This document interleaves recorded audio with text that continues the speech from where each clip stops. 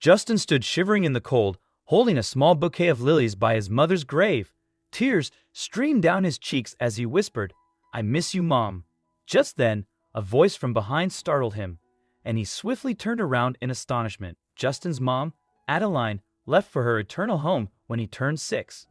The woman was diagnosed with terminal cancer, and she couldn't make it for more than a few months. 6-year-old Justin was heartbroken after Adeline left, but Edward never grieved the loss of his wife.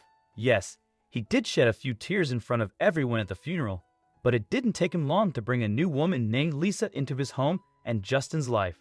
As time passed, Justin noticed Lisa becoming a permanent fixture in their lives, and she soon established a permanent space in their home.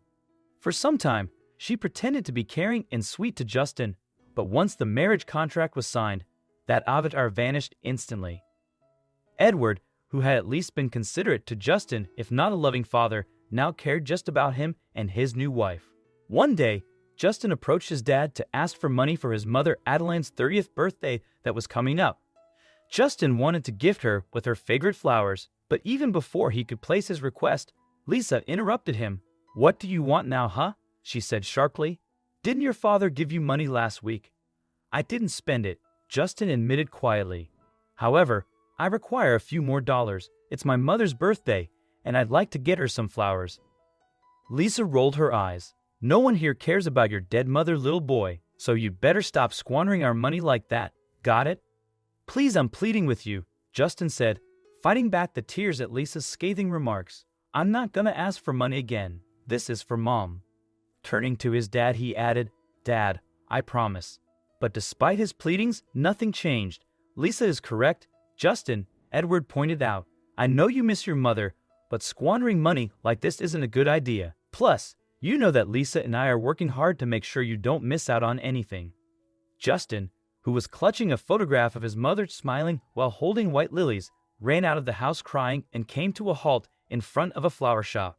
"I'm sorry, Mom," he sobbed as he gazed through the window. The florist noticed Justin crying and asked what was wrong. He told her his story, including wanting to buy his mother flowers, but all he had was $2. But that wasn't enough, and the florist couldn't help him. Dejected, the boy turned to leave the store. Just then, a man offered to help him. "Get him whatever he wants," he told the florist. "I'll pay for him." Justin turned to the man and almost burst into tears. "Thank you so much. My mom will be very happy today. It's her birthday." The man knelt in front of him, smiling. "Well, any mother would be happy to have a son like you.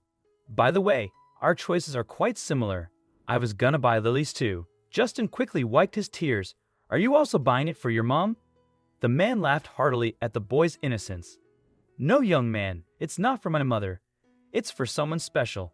I'm running out of time, otherwise, I'd have told you the whole story. Have a wonderful day."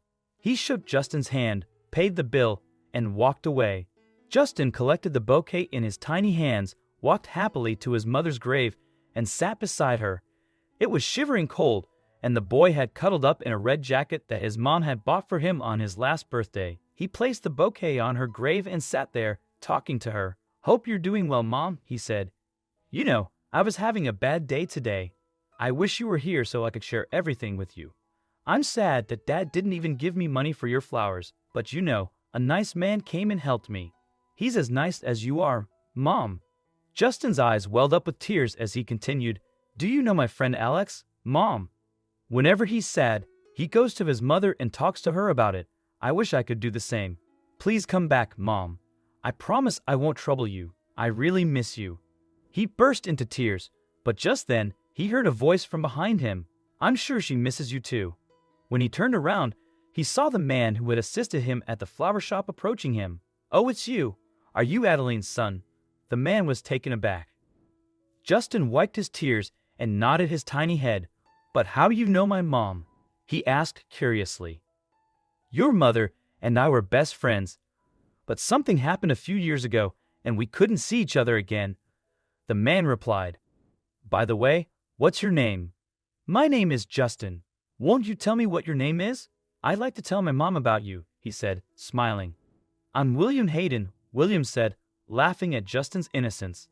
"However, you can call me Will."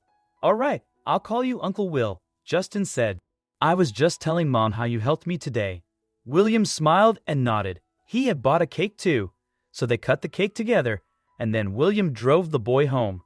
Why did you come inside, Uncle Will? Justin asked. Mom said if someone helped you out, you should thank them and at least invite them home. Really? Then we can't deny your mom's request. I'll park the car and join you. You go ahead, William replied. Justin got down from the car and walked happily towards the door, but Lisa stopped him. Where have you been for so long? Is this the time to come home? Is this what your dead mother taught you? That's none of your business, Justin retorted. Please move out of my way. What did you just answer back to me? Lisa was furious and began clenching her fists. I don't want to speak with you. You're a horrible person. Justin yelled angrily at the top of his lungs. Lisa lost her cool and was about to raise her hand at him when William intervened. Calm down, lady. Don't even think about touching him. And who are you to intervene? Lisa locked her gaze on William. That's my son, and I'm free to do whatever I want with him, she said.